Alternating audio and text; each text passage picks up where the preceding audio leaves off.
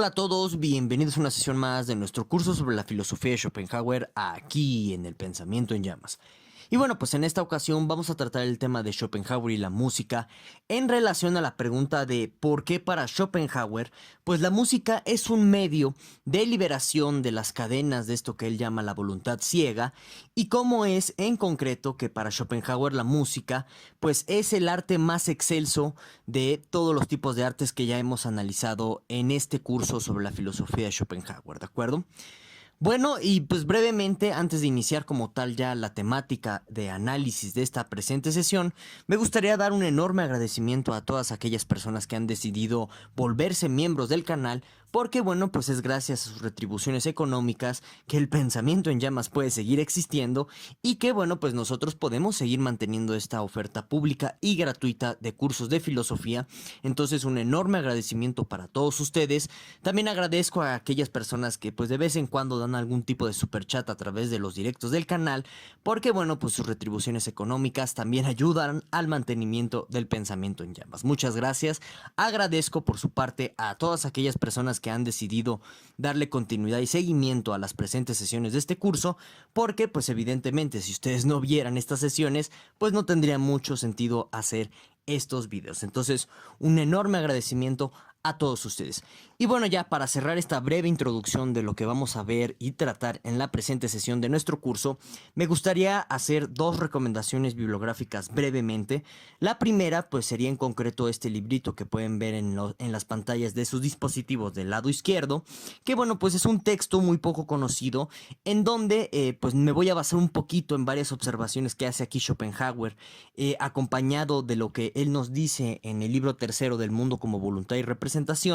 para pues analizar la cuestión de la música en Schopenhauer. Entonces les recomiendo este librito de la izquierda. También les recomiendo esta novela de Irving de Yalom, que bueno, Irving de Yalom es el autor de la novela de El día en que lloró Nietzsche. Y bueno, pues digamos que en esta novela, si bien pues hay elementos de ficción, hay tramas bastante dramáticas y demás, pues los libros de Yalom en general están basados en bastantes fuentes bibliográficas y fuentes biográficas sobre pues los autores en concreto a partir de los cuales dedica sus novelas. Y en este sentido, la novela de Un año con Schopenhauer de Yalom pues proporciona a mi consideración una visión bastante buena y bastante rica de qué es la música para Schopenhauer. Entonces también les recomiendo pues este librito en cuestión, esta novela que pueden ver aquí en la pantalla. Bueno, entonces vamos a comenzar el análisis de la música en Schopenhauer, recordando brevemente algunas de las consideraciones que ya hemos analizado y explorado en otras sesiones, ¿de acuerdo? Pero que son importantes para entender pues qué vamos a ver y analizar a continuación, ¿de acuerdo? Bueno, entonces lo primero es que recordemos que para Schopenhauer el arte sí proporciona conocimiento porque, bueno, digamos que a través de la intuición sensible, a través de esto que él está llamando como el conocimiento intuitivo, lo cual pues ya hemos explorado en otras sesiones, que es esto del conocimiento intuitivo en Schopenhauer. Bueno, el punto es que según Schopenhauer es gracias al conocimiento intuitivo que el arte puede transmitir lo que él llama una idea de la voluntad, es decir, un modo de objetivación muy concreto de la voluntad, de tal suerte que a través del arte se captura la generalidad, la universalidad, a partir de la cual pues la voluntad continúa en el proceso de individuación hasta que genera a los individuos concretos de la realidad. Entonces, un ejemplo brevemente, digamos que el arte pictórico, o sea, el arte de hacer cuadritos, de pintar a óleo y demás, pues dice Schopenhauer que, por ejemplo, en este tipo de arte sí podemos obtener un tipo de conocimiento objetivo y universal de la realidad, porque lo que hace el pintor, pues en concreto en el retablo a partir del cual está pintando, pues cuanta cosa ustedes gusten de en óleo, pongamos por ejemplo, un árbol, ¿sí? Bueno, nos dice Schopenhauer que lo que está haciendo ahí en concreto el pintor es comunicarnos a través de la sensibilidad la idea general del árbol. En este sentido, por eso dice Schopenhauer que el arte proporciona un conocimiento objetivo y universal de las cosas, Pero en este sentido, recordemos que para Schopenhauer existen diferentes tipos de arte según qué tanto me logre representar de la mejor manera posible la idea a partir de la cual se objetivan los individuos concretos y particulares, ¿de acuerdo? Y bueno, en este sentido, o bajo este mismo razonamiento, Schopenhauer nos dice que la música es el arte más excelso. ¿Y por qué para Schopenhauer la música es el arte más excelso? Porque de entrada e inmediatamente, bueno, pues la música va a romper por completo con el principio de razón suficiente. Recordemos que para Schopenhauer el conocimiento del devenir, es decir, el conocimiento del mundo material, está sujeto a una de las primeras formas del principio de razón suficiente,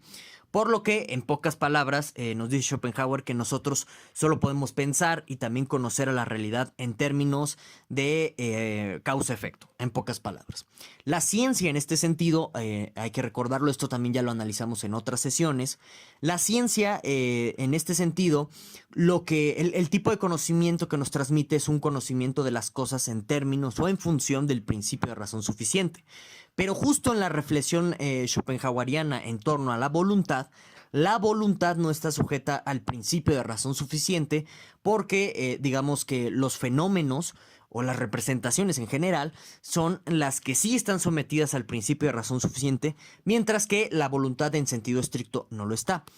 Por lo que el modo para que nosotros podamos acceder al conocimiento de la voluntad sería de antemano rompiendo el principio de razón suficiente que en muchos sentidos el arte lo logra hacer, como ya hemos explicado, según la concepción de Schopenhauer del arte en videos pasados.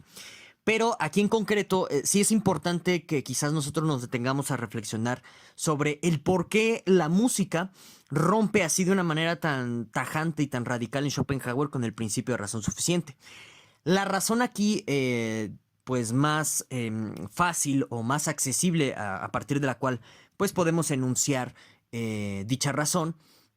sería diciendo que según Schopenhauer lo que está pasando en la música es que hay un impacto directo en la sensibilidad de los oyentes, de tal suerte que, por así decirlo, el entendimiento no tiene el suficiente tiempo para aplicar conceptos, de tal suerte que pueda someter en el primer golpe o en la primera instancia ese material intuitivo o ese material sensible que le llega a, pues al principio de razón suficiente.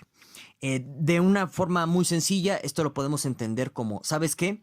De inmediato la música no se puede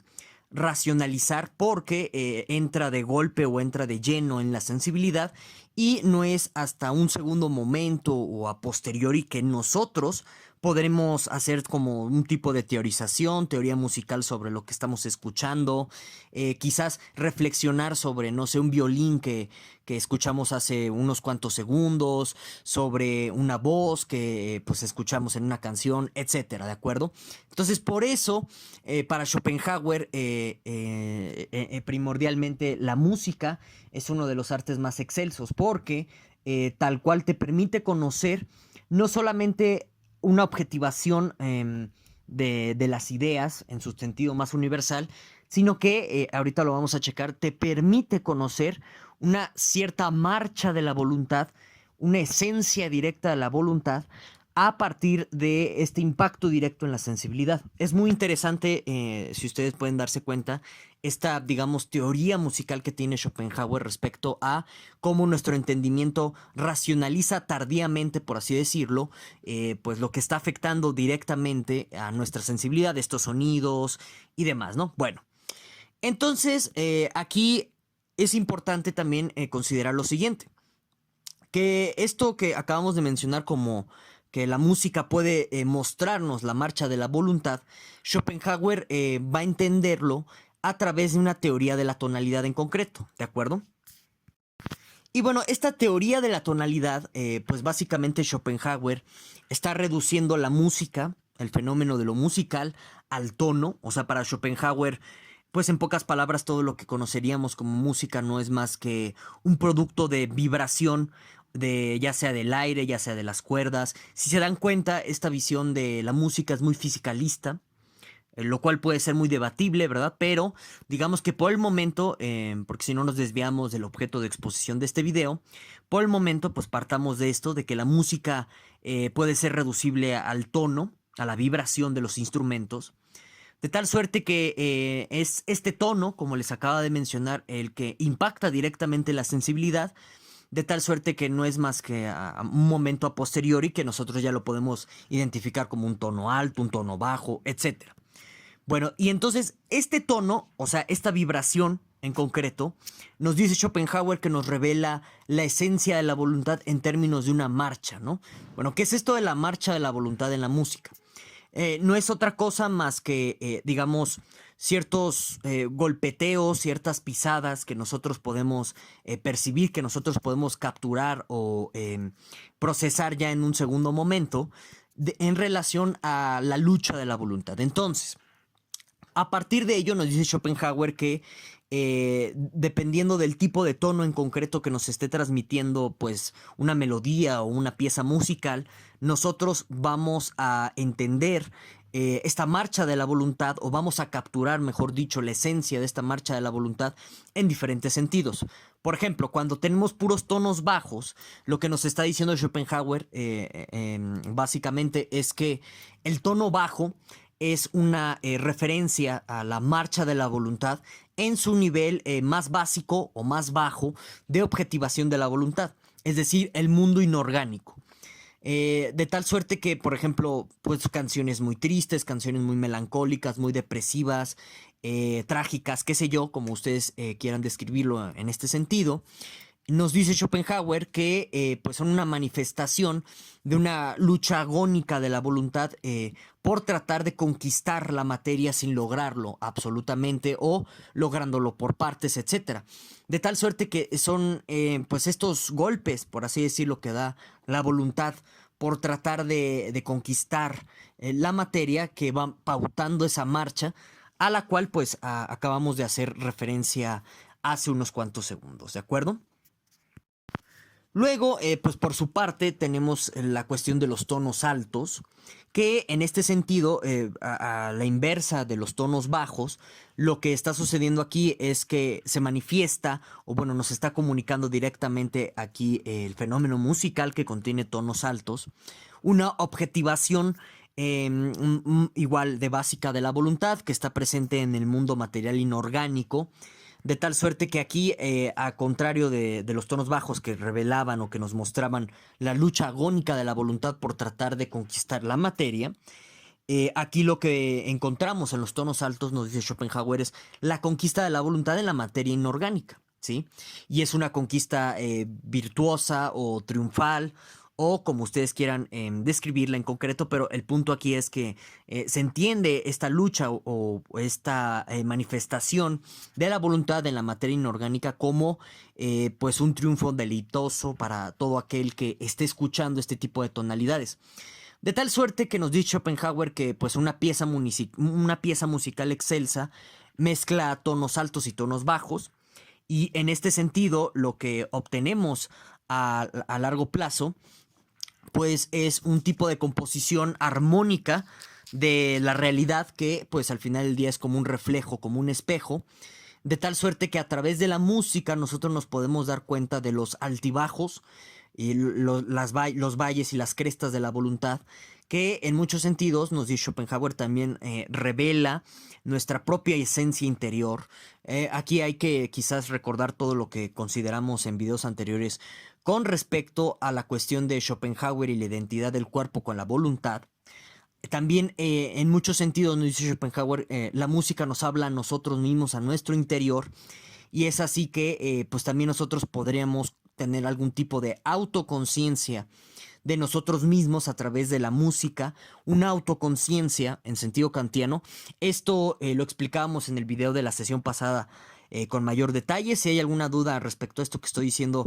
bueno, pues ya sabes, adelante, puedes decirla en la caja de los comentarios. Entonces, digamos que a través de esta conciencia de la música, como les decía, de la marcha de la voluntad en el mundo inorgánico, en su nivel de objetivación más bajo o más básico, nosotros nos podemos hacer conscientes de nuestra propia voluntad en nuestro cuerpo, que recordemos que para Schopenhauer voluntad y cuerpo se identifican. Como les decía, ya tratamos este tema en otras sesiones. Y es en esta identificación en concreto en donde también nos damos cuenta, nos dice Schopenhauer, que yo soy parte de la voluntad del mundo y que el mundo como voluntad soy yo, ¿no? Entonces, esto es arriba o nos permite acceder al famoso pluralismo metafísico de Schopenhauer, que pues mucha gente confunde y por eso le llama de esta forma pluralista, pero en realidad es un monismo en donde no hay voluntades por separado en cada una de los entes, sino que todo es una única voluntad y justo la música nos permite entender que mi voluntad es exactamente igual a la tuya porque es la misma voluntad y que los dos sufrimos de la misma manera pues los pesares de la voluntad y esto nos va a permitir, como ya veremos en próximas sesiones, hablar o entender la compasión judio-cristiana de una manera completamente diferente en términos de la ética egoísta de Schopenhauer, ¿de acuerdo? Pero bueno, aquí también es importante pues ver qué está diciendo Schopenhauer con respecto a las melodías musicales que incluyen el canto, que incluyen una voz de un cantante. Porque hasta este momento pues nada más estábamos hablando en concreto como de puros instrumentos. Y aquí en este sentido pues Schopenhauer ve que pues las piezas musicales en donde se incluye el canto es en concreto una manera de comunicar el lugar del ser humano en medio de pues la naturaleza inorgánica que pues está en constante pugna entre sí por tratar de manifestarse o de persistir en su existencia ciertas manifestaciones concretas de la voluntad, ya sea en plantas, ya sea en animales, ya sea en los mismos materiales inorgánicos como las piedras, etcétera. Es decir, lo que nos dice Schopenhauer en pocas palabras es que cuando se incluye la voz de un cantante en una pieza musical, lo que termina por convertirse la pieza musical en concreto es como en una especie de representación teatral en donde pues el ser humano que está ahí cantando en concreto está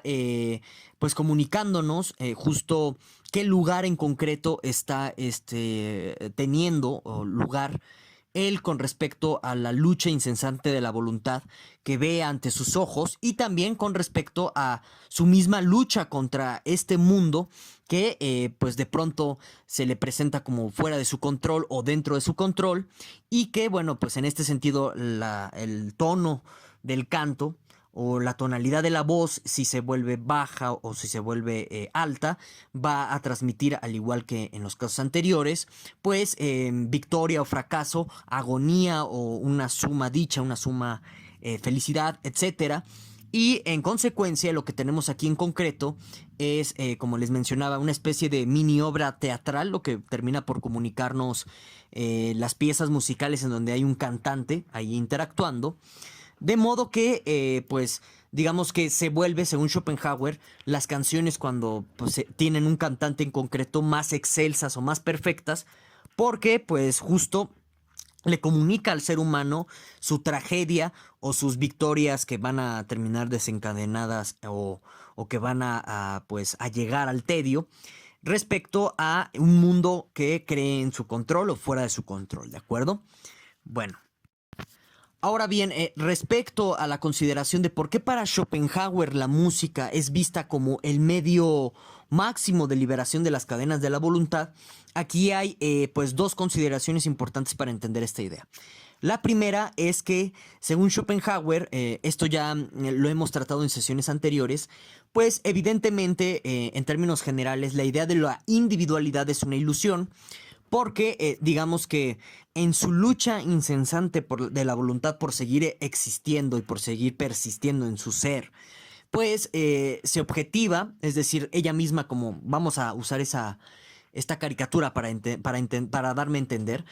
digamos que la voluntad para que pueda triunfar y seguir existiendo, lo que hace es fragmentarse, romperse en miles de cachitos, ¿sí? En nuestro entendimiento, ojo, no es que esto suceda en sí en la realidad, sino que para nuestro entendimiento esto sería el caso. Esto recuerda, por supuesto, ya lo hemos tratado en otras sesiones, a los famosos modos de ser en Spinoza, ¿de acuerdo? Bueno, entonces lo que sucede aquí es que, como les decía, la voluntad se fragmenta en miles de cachos para sobrevivir, de tal suerte que cuando nosotros somos afectados por una pieza musical, en virtud de que el arte, y en este sentido la música como el medio artístico más excelso, comunica una idea y en este sentido lo más universal de lo universal que pueda existir en la pluralidad de los individuos, y también la esencia de la voluntad a través de esta marcha por medio de los tonos. Bueno, pues el yo, nuestro yo, se fragmenta, se disuelve y en este sentido nos olvidamos, al menos por un instante, de que somos individuos concretos con problemas personales, con cuentas que pagar, con personas con las cuales hay que lidiar, etcétera, ¿no? Nos olvidamos de todos esos pesares particulares y pues entendemos que la lucha de lo que nosotros llamamos nuestra voluntad individual, pues en realidad no es muy diferente a la lucha que puede estar ocurriendo en la naturaleza y que tampoco es muy diferente a la lucha agónica que puedan tener pues los otros seres humanos, ¿no? Entonces la música en este sentido me permite salir de mí mismo para comprender, para asimilar, para compenetrarme con respecto a las agonías de otras ilusiones de voluntades particulares, ¿de acuerdo? Y en este sentido, cuando salimos de nosotros mismos y vemos al mundo en su totalidad como una lucha incesante, sin fin, pues digamos que en algún sentido obtenemos, nos dice Schopenhauer, lo que ya nosotros llamaríamos como catarsis, ¿no? O sea, cuando nosotros salimos de nuestro yo y nos colocamos en la contemplación del mundo como voluntad incesante y que está siempre luchando, bueno, digamos que podemos encontrar un alivio a lo que creemos que son nuestros pesares particulares al ver que en realidad, pues, eso que llamas pesar particular es un pesar compartido en virtud de que todo es voluntad ciega que siempre está sometida a seguir luchando por persistir, de modo que pues es una forma muy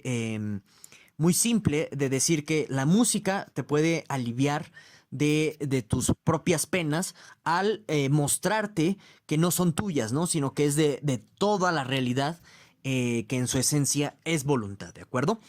Bueno, entonces espero que les haya gustado el video de esta sesión. Ya saben, cualquier duda, comentario, crítica, objeción, racional, bien argumentada, no se crean. Ya, venga, lo que quieran ustedes escribir. Bueno, pues no duden, pues dejarme todo eso aquí abajo en la caja de los comentarios. Y sin más, pues nos vemos hasta la próxima sesión.